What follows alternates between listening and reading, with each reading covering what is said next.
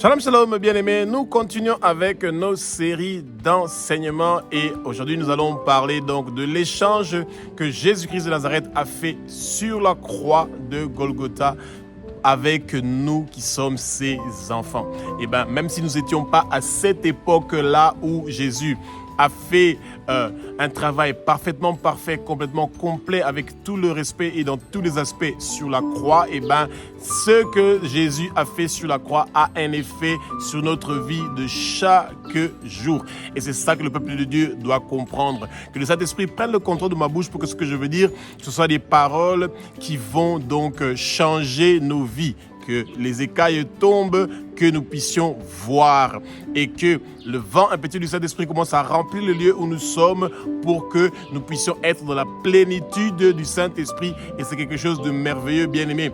Et que tous les sorciers et les agents du monde de ténèbres qui veulent nous empêcher de pouvoir connaître la vérité, pour pouvoir savoir ce que le Christ a fait pour nous sur la croix, tout leur travail est annulé, détruit, ruiné. Au nom puissant de Jésus-Christ de Nazareth, nous recevons la vérité, nous recevons la connaissance et cette vérité-là et cette connaissance que nous sommes en train de recevoir est en train de nous délivrer. Au nom puissant de Jésus-Christ de Nazareth, tout agent du monde de ténèbres qui est envoyé pour vous empêcher de pouvoir percer, réussir dans la vie, guérir, leur travail est détruit, démoli. Au nom puissant de Jésus-Christ de Nazareth. Bien-aimé, la parole nous dit dans Marc chapitre 16 au verset 17 au verset 18, « Voici les miracles qui accompagneront ceux qui auront cru. Nous allons chasser les démons. » C'est pour ça que tout démon qui vient pour nous séduire, pour nous dérouter, pour nous empêcher de pouvoir percer, réussir dans la vie, recevoir la bénédiction du Seigneur, recevoir sa rosée, ses faveurs,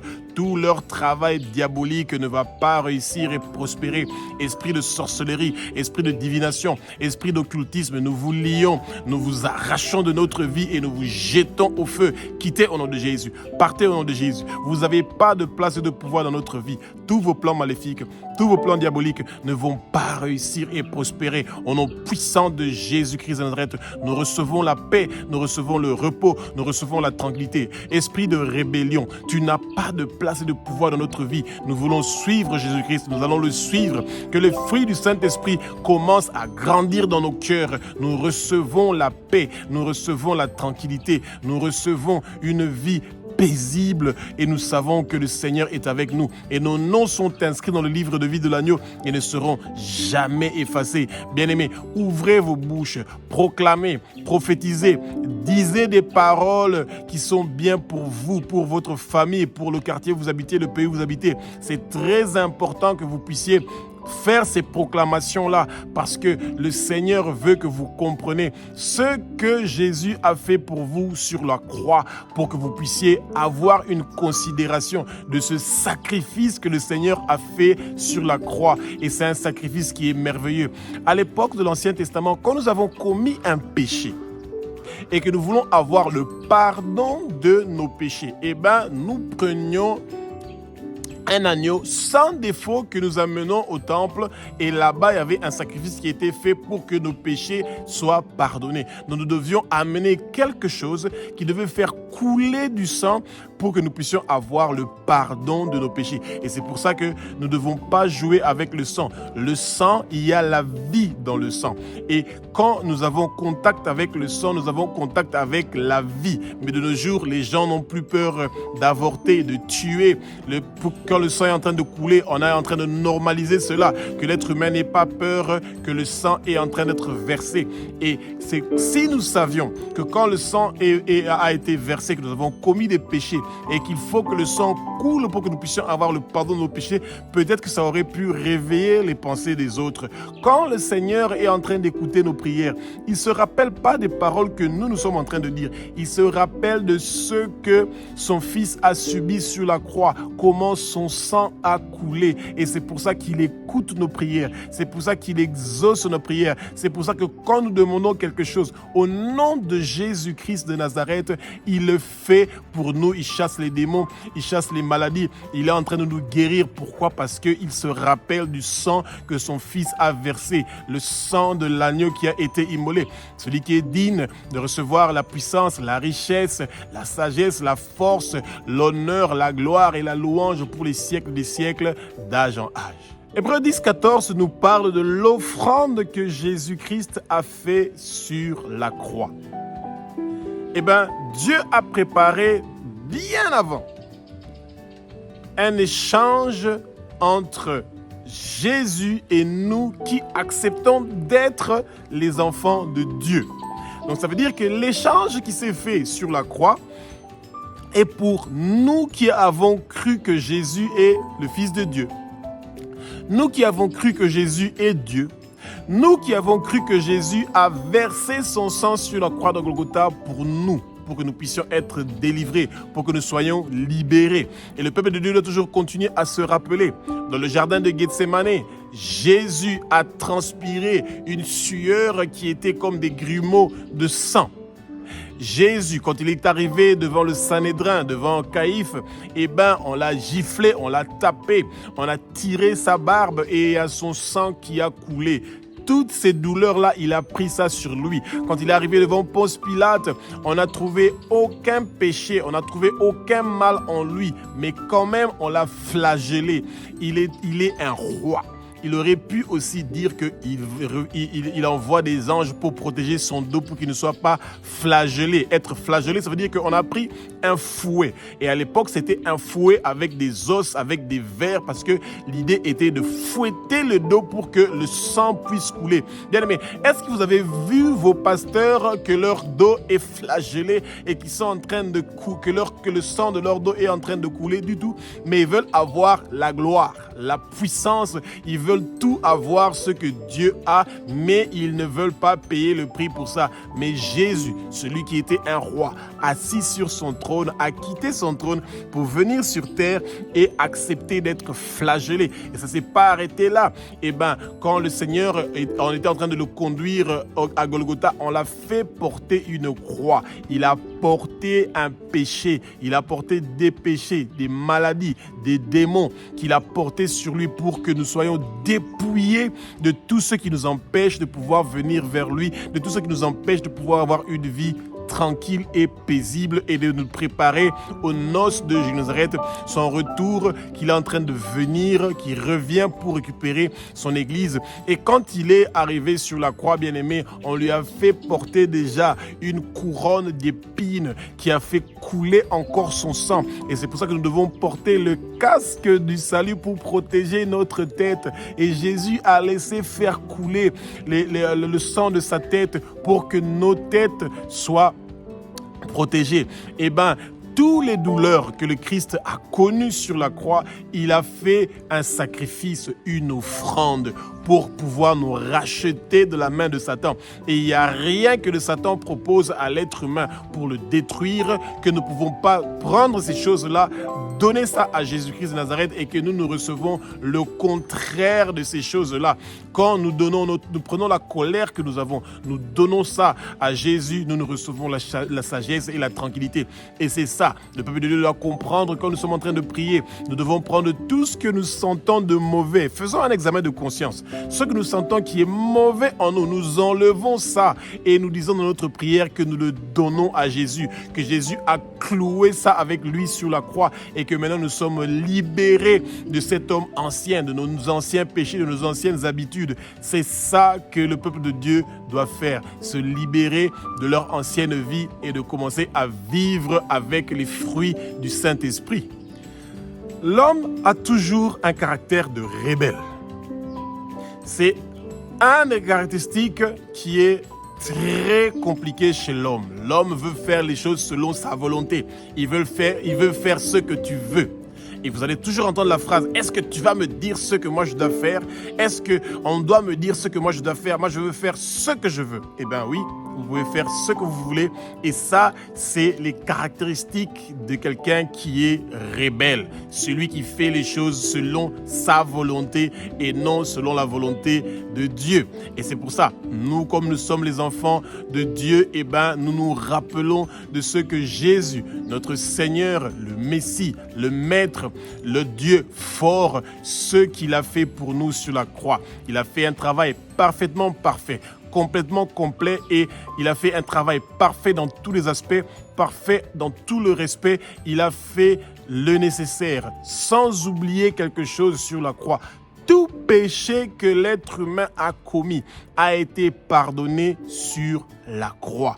Et ça veut dire que quand nous acceptons Jésus comme notre Seigneur, comme notre Sauveur, que nous acceptons qu'il est le Fils de Dieu, qu'il est Dieu, et que nous demandons pardon pour nos péchés, et que nous demandons à Jésus de venir dans notre vie, de demeurer dans notre vie, de demeurer avec nous, et que sa parole demeure avec nous, eh bien nous sommes enfants de Dieu. Ça veut dire que nous allons avoir la soif de ressembler au Père, la soif de ressembler à Jésus, la soif d'être dans la plénitude du Saint-Esprit. Et c'est ça, de nos jours, nous manquons cette soif-là. C'est pour ça que le peuple de Dieu n'a plus le feu du Saint-Esprit.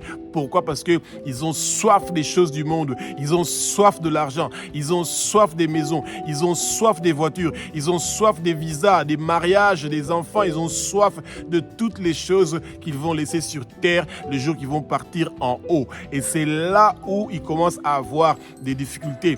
Et le Seigneur sait que la croix, l'œuvre qu'il a fait sur la croix, eh bien, parce qu'il a pris toutes les mauvaises choses qui est en nous, qui nous rend des rebelles. Il a pris toutes ces choses-là sur la croix. Et c'est pour ça que la croix est quelque chose de formidable. Ça nous brise, ça nous transforme, ça nous emmène à devenir une autre personne. Quand les gens vont te voir et que tu as subi ce que le Seigneur a subi sur la croix, tu seras transformé. Toi qui parlais avec sévérité, toi qui parlais avec colère, toi qui avais l'envie de partir des boîtes de nuit, toi qui avais l'envie d'écouter les musiques mondaines, toi qui avais pas envie de prier, eh ben, toutes les choses anciennes sont en train de passer. Tu commences à avoir envie de prier, tu as soif, tu veux boire Jésus, tu veux boire son sang, tu veux être dans la prière, tu veux étudier la parole, tu veux connaître ce qui est dans la prière, tu veux être dans la présence du Père, tu veux voir sa gloire se manifester dans ta vie. C'est ça la croix, c'est le brisement, c'est le changement, c'est la transformation. Tu deviens une nouvelle personne, tu es né de nouveau. Les gens qui te connaissaient avant, quand ils te voient, ils ne vont plus te reconnaître. Tu as changé ta façon de parler, tu as changé ta façon de t'habiller, tu as changé ta façon de te comporter. Tu ne dors plus tardivement. Quand ils t'envoient des messages à 22h, eh ben, ils voient que tu n'es pas en ligne. Pourquoi? Parce que tu es en train déjà de dormir, parce que tu sais que tôt le matin, tu vas te réveiller pour commencer à adorer ton Père qui est aux cieux, à dire comment sa lumière est en train de descendre sur toi, que tu es en train d'être transformé, que les ténèbres s'éloignent de toi. Tu es en train d'adorer le Seigneur, de parler de sa bonté, de comment il a créé le ciel, la terre, les mers et tout ce qui s'y trouve, et que toute chose qui respire donne gloire à Dieu, le glorifie, lui qui a créé la verdure, les herbes agréées, les arbres fruitiers, tout ce qui respire loue le nom de l'Éternel, et tu le loues, tu le bénis, lui qui a créé tout être vivant qui se trouve dans les eaux, lui qui a créé les poissons, les monstres marins, il a créé toutes choses, les oiseaux qui sont dans le ciel, tu le bénis, tu le glorifies, tu l'adores, parce qu'il est le roi des rois, parce qu'il est le Seigneur des seigneurs. C'est ça l'effet de la croix. La croix te change, la croix te transforme, la croix te rend une nouvelle personne, une personne qui a la lumière. Partout où tu passes sur les ténèbres, la lumière vient, même quand tu n'ouvres pas ta bouche. Le fait seulement que tu es passé dans un bus, dans un train, tu entres dans un hôpital, le fait seulement que tu sois là, ta lumière commence à faire des guérisons. S'il y avait une dispute, elle disparaît. S'il y avait la colère, ça disparaît. Seulement à cause de ta présence, bien-aimé. Vous n'avez aucune idée de la puissance que le Seigneur vous a donnée par ce qu'il a fait sur la croix. Ésaïe 53, 6 nous parle déjà donc bien avant, donc après la chute du monde, la déluge, quand Noé avait connu donc l'inondation. Eh bien, le Seigneur avait déjà prévu. Il avait déjà préparé un échange qui devait se faire entre Jésus et nous, ses enfants. Et c'est très important de toujours dire ses enfants. Pourquoi? Parce que nous devenons enfants de Dieu quand nous acceptons Jésus dans notre vie. Sans Jésus, ça veut dire que nous sommes considérés que nous ne sommes pas les enfants de Dieu. Et c'est à vous de compléter. Quand vous n'êtes pas un enfant de Dieu, ça veut dire que vous n'avez pas reçu Jésus. Vous êtes l'enfant de qui? Il y a deux royaumes. Il y a le royaume de Jésus, le royaume de Dieu, et il y a le royaume de Satan. Quand vous n'êtes pas un enfant de Dieu, ça veut dire que vous êtes enfant de l'autre royaume. Et vous ne voulez pas être l'enfant de l'autre royaume parce que l'enfant de l'autre royaume, lui, va connaître la méchanceté du Père. Et les enfants du royaume de Jésus, le roi des rois, le Seigneur des seigneurs, vont avoir la vie éternelle. Psaume 23 nous parle de « L'Éternel est mon berger ». Et si l'Éternel est votre berger, ça veut dire que Jésus aussi est votre berger. Et Ésaïe nous dit, dans Ésaïe 53 au verset 6, que nous étions comme des brebis perdus, errants. Chacun partait vers son chemin. Ça, c'est la définition d'un rebelle. Quelqu'un qui part à contre-courant. Il part faire ses propres choses à lui. Si la parole dit A, B, C, lui il dit C, D, D, D, A, jusqu'à X, mais il ne veut pas répéter ce que la parole dit. Vous voyez? Et c'est là. Et c'est pour ça que le Seigneur a préparé un échange entre prendre nos iniquités et les donner à celui qui a commis aucun péché, qui s'appelle Jésus. Et c'est pour nous donner l'opportunité de recommencer à zéro. Ça veut dire que celle qui avait eu plusieurs maris, qui a accouché avec plusieurs hommes, celui qui a commis un meurtre, celui qui a commis un vol, celui qui a fait des mauvaises choses dans sa vie. Quand vous acceptez Jésus-Christ de Nazareth comme votre Seigneur, Sauveur et Maître de votre vie, automatiquement tous vos péchés sont pardonnés. Et c'est ça. Tout ce que vous avez fait dans le passé, le Seigneur le prend et il a mis ça sur la croix. Jésus a déjà payé 2000 ans passés, plus de 2000 ans passés. Il a déjà payé pour vos péchés. La seule chose que nous devons faire, c'est de l'accepter dans notre vie. Et c'est ça que le peuple de Dieu trouve difficile. Pourquoi? Parce que c'est gratuit. Nous ne devons pas payer pour ça. Mais les gens acceptent de payer l'argent pour partir voir les médiums, les marabouts, les sorciers, les enchanteurs, etc. Parce que comme ils demandent de l'argent, ils pensent que parce qu'ils ont donné de l'argent, ce qu'ils ont demandé, ça va se réaliser. Et Dieu nous propose tout ce dont nous avons besoin gratuitement, sans lui payer un seul franc. La seule chose qu'il nous demande, c'est de travailler pour son royaume. Il y a 10 milliards d'habitants dans le monde entier. Il y a moins d'1 milliard qui ont reçu Jésus. Il y a encore 9 milliards qui ont besoin d'écouter la parole. Et le Seigneur veut que nous soyons une bénédiction pour lui, que nous puissions travailler pour son royaume, que nous emmenons des âmes dans son royaume. C'est très important. La dernière fois que vous avez invité quelqu'un pour venir dans votre église, c'était quand? La dernière fois que vous avez parlé de l'évangile de Jésus à quelqu'un qui est votre voisin ou qui travaille avec vous ou qui est tout autour de vous, c'est quand? L'effet de ce que Jésus a fait pour nous sur la croix se réalise aussi quand nous sommes en train de partager ces bonnes nouvelles et ces témoignages merveilleux de ce que le Christ a fait pour nous sur la croix. Ésaïe chapitre 53 au verset 4 nous parle de cet échange merveilleux que nous avons fait avec le Christ. Et déjà, beaucoup d'années avant la naissance de Jésus, l'homme, le Seigneur avait déjà prévu cet échange-là merveilleux. Que nos maladies, nos problèmes, nos douleurs, nos meurtrissures, nos échecs, tout ce que nous ne réussissons pas à faire dans notre vie, nous avons pris cela. Le Seigneur a pris cela.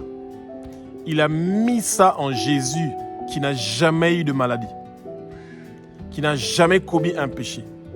Mais il est devenu notre vie du passé pour que nous puissions devenir une nouvelle personne, que nous puissions connaître la transformation, que nous puissions connaître la guérison. Et une guérison sincère, à long terme. Une guérison qui va nous emmener à une autre dimension. La dimension de parce que nous avons reçu cette guérison-là, que nous aussi nous sommes en mesure de pouvoir guérir les autres.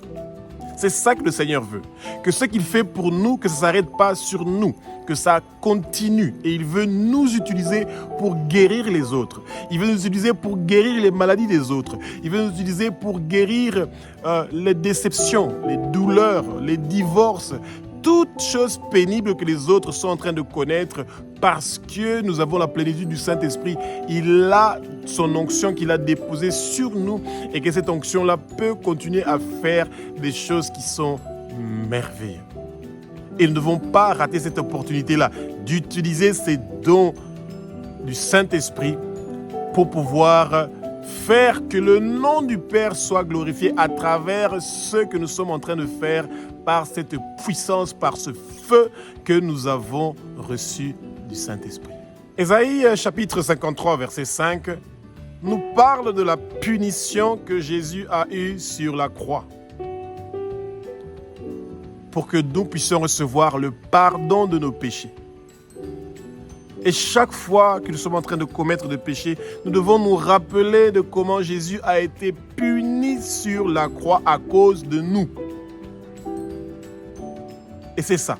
Il y a un prix à payer et Jésus a payé pour ce prix-là, pour que nous puissions avoir la paix, le repos dont nous avons le droit.